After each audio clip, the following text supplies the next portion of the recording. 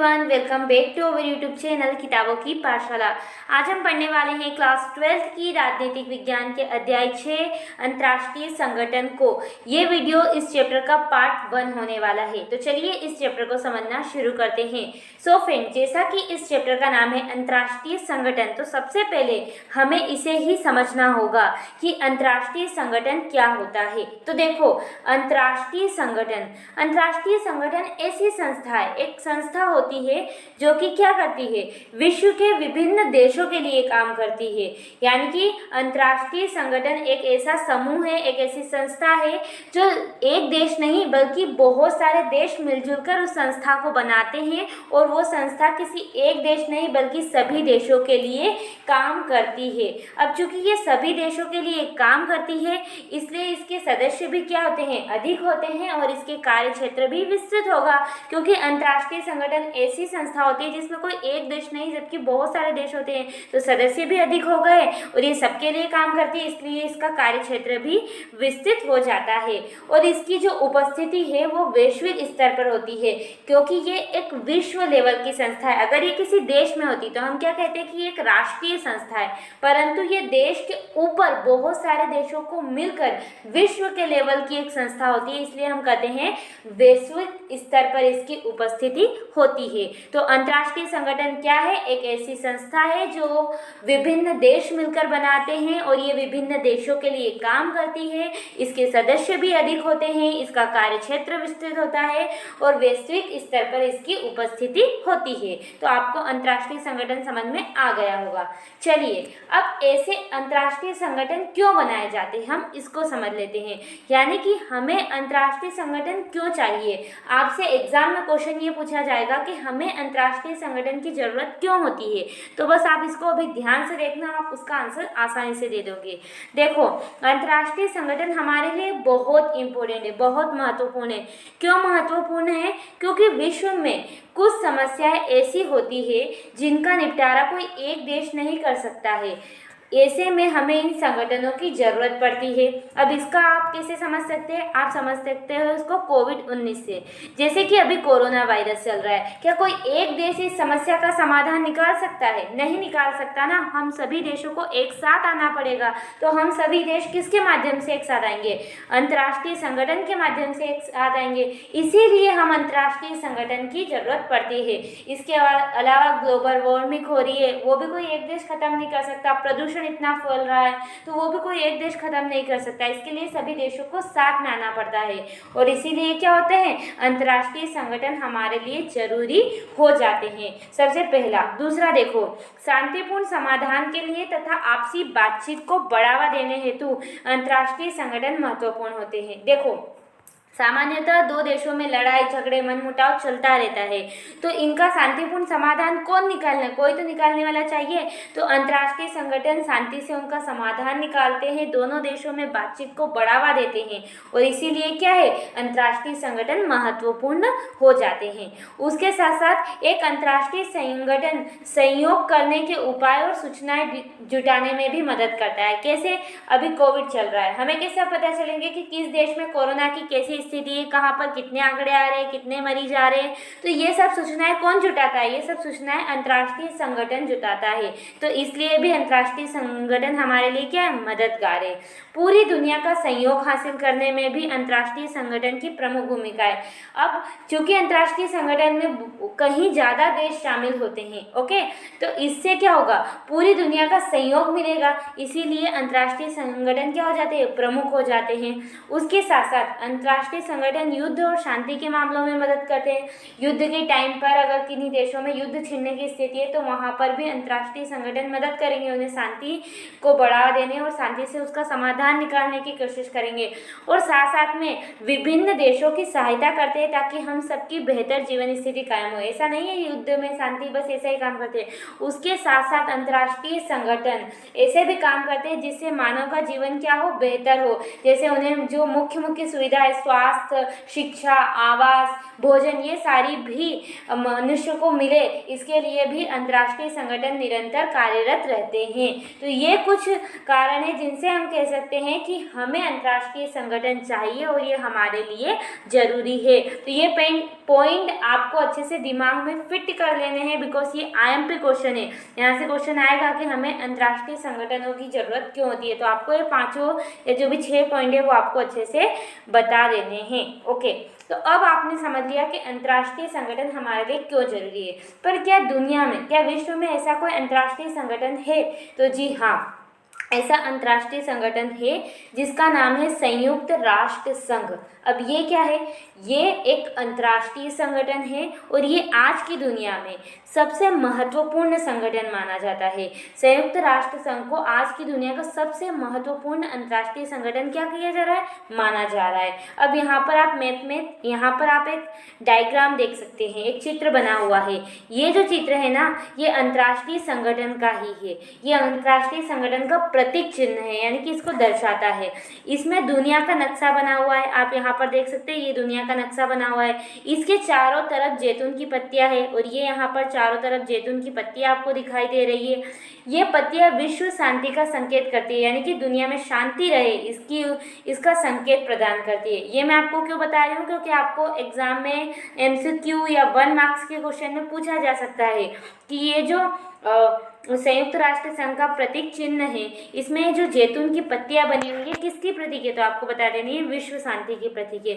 साथ में ये भी पूछा जा सकता है कि ये किस पौधे की पत्तियां है, तो आपको बता देना है जैतून की पत्तियां है। ओके, तो ये आपने देख लिया। अब हम संयुक्त राष्ट्र संघ को डिटेल से समझेंगे, यानी कि हम देखेंगे कि संयुक्त राष्ट्र संघ की स्थापना कैसे हुई। तो चलिए संयुक्त राष्ट्र संघ की स्थापना, इसको समझते हैं। देखो, पहले विश्व युद्ध ने, आप सबको पता है अभी तक दुनिया में 2 विश्व युद्ध हो गए। फर्स्ट वर्ल्ड वॉर हुआ, उसके बाद सेकेंड वर्ल्ड वॉर। दोनों वॉर के बारे में हमने थोड़ा थोड़ा हमारे चैप्टर 1 में, शीत युद्ध के दौर वाले में हमने पढ़ा था। ओके, तो आप सबको पता है जब पहला विश्व युद्ध हुआ तो कितना खतरनाक हुआ। तो पहले विश्व युद्ध ने दुनिया को इस बात के लिए जगाया कि झगड़ों के निपटारे के लिए अंतर्राष्ट्रीय संगठन बनाने का प्रयास जरूर करना चाहिए। यानी कि जब फर्स्ट वर्ल्ड वॉर हुआ तो दुनिया में काफ़ी नुकसान हुआ, लड़ाई झगड़े हुए। तो इससे वहाँ के जो मेन नेता है उनको लगा कि दुनिया में ऐसा कोई संगठन होना चाहिए जो इस पर कंट्रोल कर सके, ऐसे युद्ध ना होने पाए। तो इसके परिणाम स्वरूप लीग ऑफ नेशन का जन्म हुआ, यानी कि एक संगठन बनाया गया जिसका नाम दिया गया लीग ऑफ नेशन। ओके, अब ये संगठन बना, शुरुआत में इसको सफलता भी मिली, परंतु शुरुआती सफलताओं के बावजूद यह संगठन दूसरा विश्व युद्ध ना रोक सका। यानी कि पहले विश्व युद्ध के बाद लीग ऑफ नेशन बनाया गया और उसको शुरुआत में सफलता मिली, पर सेकेंड वर्ल्ड वॉर फिर भी हो गया, वो रोक नहीं सका। तो उस टाइम पर देशों को लगा कि इस संगठन को और मजबूत व शक्तिशाली बनाने की आवश्यकता है, क्योंकि इसमें कोई कमी है, तभी तो ये युद्ध नहीं रोक सका। सबने फैसला लिया कि इसको हम और मजबूत और शक्तिशाली बनाएंगे। और दूसरे विश्व युद्ध के पश्चात लीग ऑफ नेशन के उत्तराधिकारी के रूप में संयुक्त राष्ट्र संघ की स्थापना हुई। यानी कि जब सेकेंड वर्ल्ड वॉर हुआ और लोगों को लगा कि लीग ऑफ नेशन कमजोर है, तो उसके स्थान पर फिर संयुक्त राष्ट्र संघ की स्थापना की गई। अब संयुक्त राष्ट्र संघ की 1945 में स्थापना हुई, क्योंकि सेकेंड वर्ल्ड वॉर भी 1945 के बाद ही खत्म हुआ था।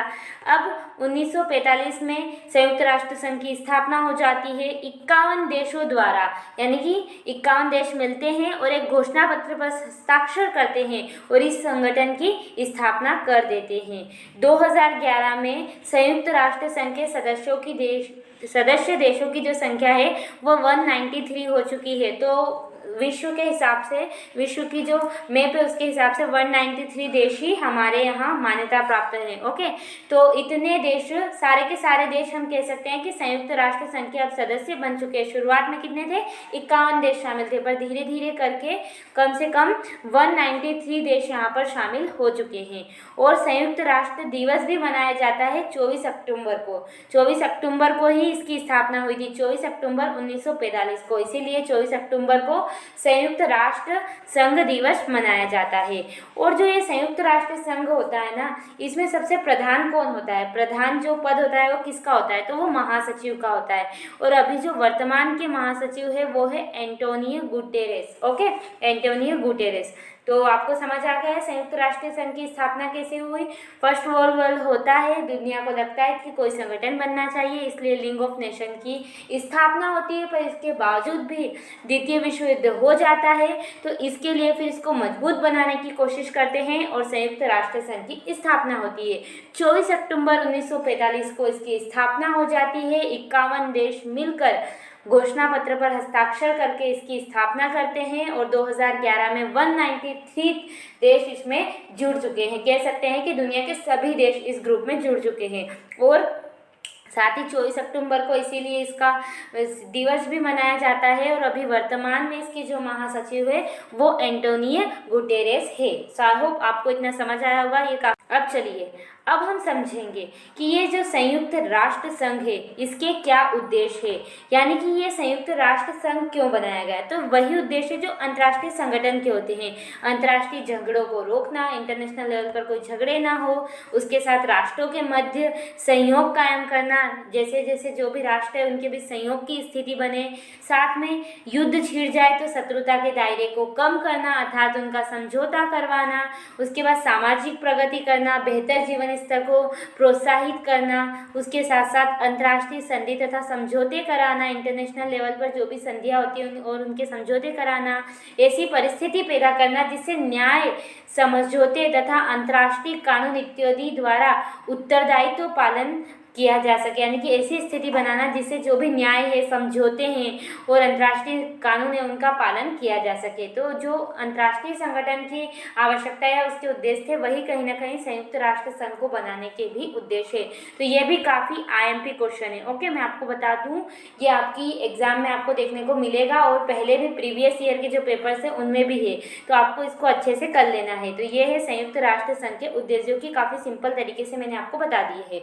चलिए अब बढ़ते हैं हम आगे। देखो ये जो संयुक्त राष्ट्र संघ है इसके 6 प्रमुख अंग है जो कि इस प्रकार है, यानी कि जो ये संयुक्त राष्ट्र संघ है इसके 6 अंग है। सबसे पहले महासभा है, फिर सुरक्षा परिषद है, तीसरा आर्थिक व सामाजिक परिषद है, चौथा प्रन्यास परिषद है, पांचवा अंतर्राष्ट्रीय न्यायालय है और छठा सचिवालय है। ओके, तो हमको ये जो चैप्टर है इसमें इन सब के बारे में कुछ भी डिटेल से नहीं दिया है। हाँ, अंतर्राष्ट्रीय न्यायालय के बारे में दिया है, परंतु महासभा और सुरक्षा परिषद और खास करके हमें सुरक्षा परिषद और अंतर्राष्ट्रीय न्यायालय के बारे में ही समझना है। ओके, तो सबसे पहले थोड़ा सा हम महासभा के बारे में देख लेते हैं कि महासभा क्या है। तो देखो संयुक्त राष्ट्र संघ की महासभा क्या है। ये संयुक्त राष्ट्र संघ की विचारात्मक इकाई अर्थात महासभा को विश्व की लघु संसद अर्थात संसार की नगर सभा की उपमा दी गई है। यानी कि जो ये संयुक्त राष्ट्र की महासभा है इसको विश्व की लघु संसद भी कहते हैं। इसमें क्या होता है कि जो भी सदस्य देश शामिल है वो सभी इस सभा में बैठते हैं। संयुक्त राष्ट्र संघ का प्रत्येक सदस्य देश महासभा का भी क्या होता है, सदस्य देश होता है। ओके, जिन्हें समान मताधिकार दिया जाता है। इसका अधिवेशन प्रतिवर्ष कम से कम एक बार अवश्य बुलाया जाता है। यानी कि ये जो महासभा है ये साल में एक बार यानी कि एक वर्ष में एक बार जरूर होती है और सबको मताधिकार यानी कि वोट देने का अधिकार, सबको इस सभा में वोट देने का अधिकार प्राप्त है। और ये जो सभा है ये सामान्यतः सितंबर महीने में होती है। अभी जैसे कि सितंबर महीना चल रहा है, आप पता कीजिए कि क्या ये महासभा इस बार हो रही है या नहीं हो रही है। और ये न्यूयॉर्क में होती है। ओके, और संयुक्त राष्ट्र संघ का मुख्यालय भी कहीं है, न्यूयॉर्क में ही है। ओके, तो यही थी संयुक्त राष्ट्र संघ की महासभा के बारे में। यहाँ से ज़्यादा कुछ खास क्वेश्चन नहीं बनता है, फिर भी आप ध्यान रखना कभी क्वेश्चन आ जाए कि महासभा क्या है तो आपको ये सारे बिंदु बता देने हैं। ओके, अब समझते हैं सबसे मेन टॉपिक को जो कि है सुरक्षा परिषद। अब सुरक्षा परिषद ये क्या है, संयुक्त राष्ट्र संघ का एक अंग है।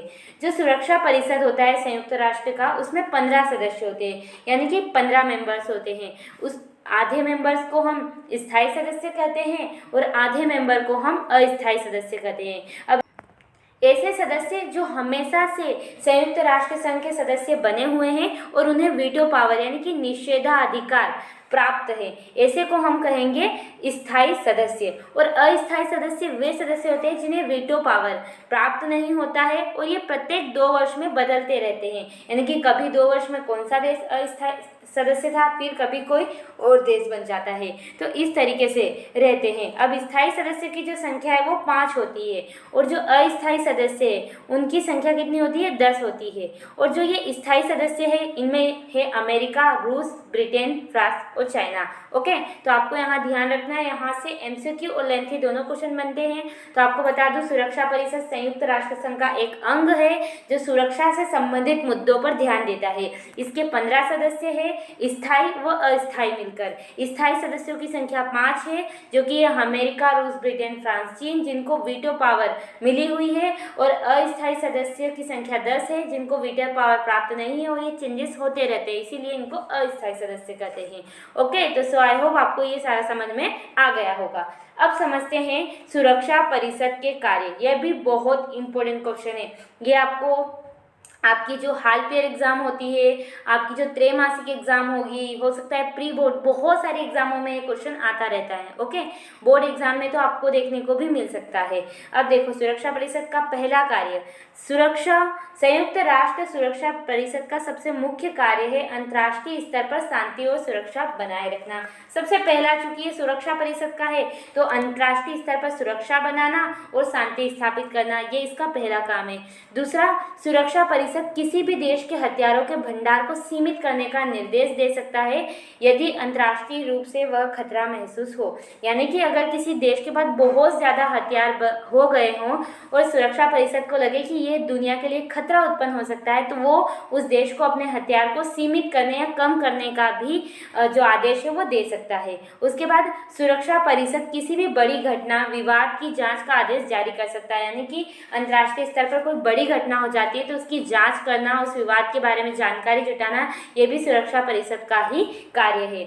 इसके अलावा सुरक्षा परिषद शांति बनाने के लिए किसी भी क्षेत्र में संयुक्त राष्ट्र संघ शांति सेना को भेज सकता है। अगर किसी क्षेत्र में युद्ध की स्थिति बनी हुई है और वहाँ पर हमें शांति स्थापित करनी है, तो जो संयुक्त राष्ट्र संघ की शांति सेना है उसे सुरक्षा परिषद भेज सकता है।